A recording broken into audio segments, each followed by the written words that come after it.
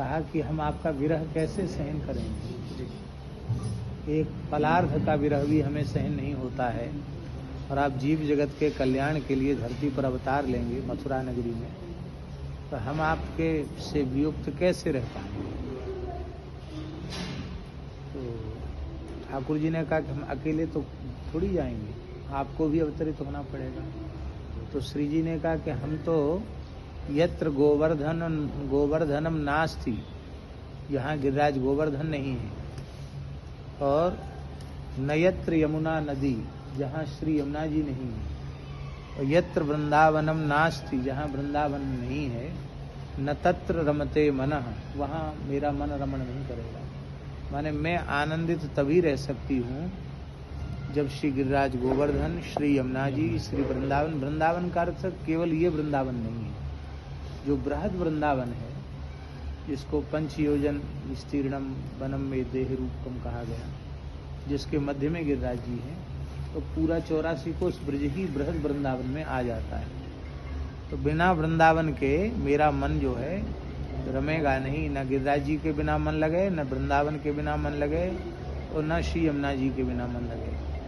तब श्री ठाकुर जी ने कहा कि आपके बिना हमारी कोई लीला संभव नहीं होगी, तो नित्य गोलोक धाम ही 84 कोस ब्रजमंडल के रूप में अवतरित हुआ।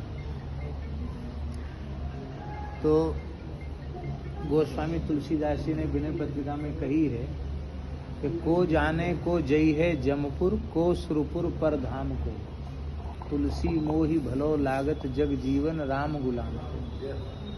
तो कह रहे हैं कि को जाने को जई है जमपुर, कौन पता है कौन मरने के बाद, अभी लंबी चौड़ी बातें करो गोलोक वैकुंठ साकेत की, और मरने के बाद पता नहीं किसे जमलोक जाना पड़ेगा, किसे स्वर्ग लोक जाना पड़ेगा, और कौन भाग्यशाली होगा जो अपने आराध्य इष्ट के धाम में जाएगा, पर धाम को।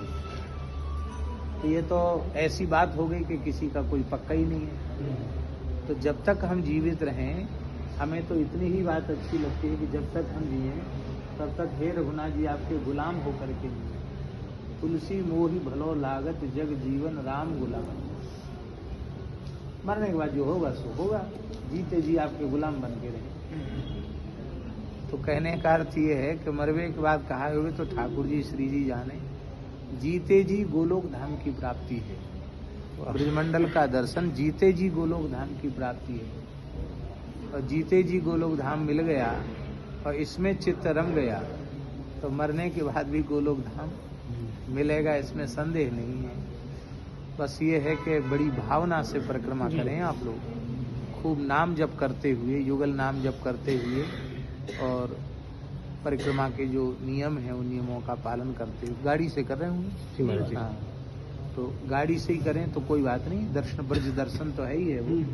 तो नाम जप करते हुए व्यर्थ की चर्चा में समय नष्ट न करें, और अपने द्वारा किसी ब्रजवासी को पीड़ा न पहुंच जाए। गौ ब्राह्मण संत ब्रजवासी, ब्रज के लता पता वृक्ष, कोई जीव जंतु हो, जहाँ तक हो अपनी सावधानी बने कि जितने दिन ब्रज यात्रा है उतने दिन। वैसे तो जीवन पर्यंत ये नियम हो जाए बहुत ही अच्छी बात है, पर कम से कम ब्रज यात्रा में किसी प्राणी को हमारे द्वारा पीड़ा न हो। और हमारे इनके आप हैं पूरी यात्रा में? हाँ हमारे, सब ठीक। तो ये तो बहुत बढ़िया।